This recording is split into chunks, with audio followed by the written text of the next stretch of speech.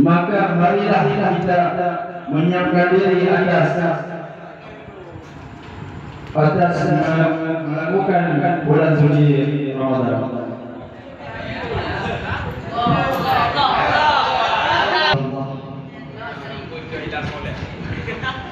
Di bulan suci ini banyak sekali dapat keutamaan yang ada di bulan suci Ramadan.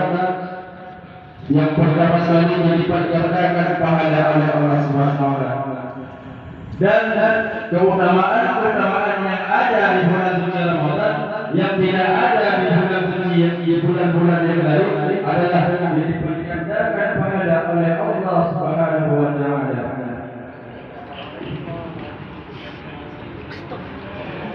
Dan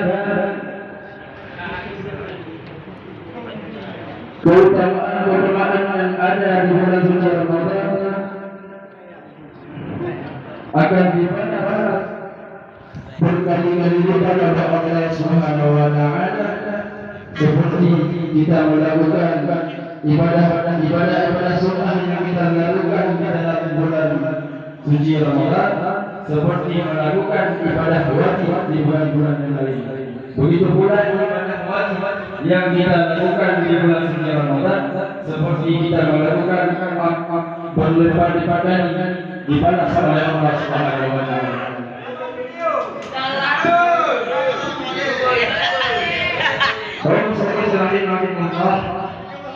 Dan yang kedua, bulan diturunnya Al-Quran.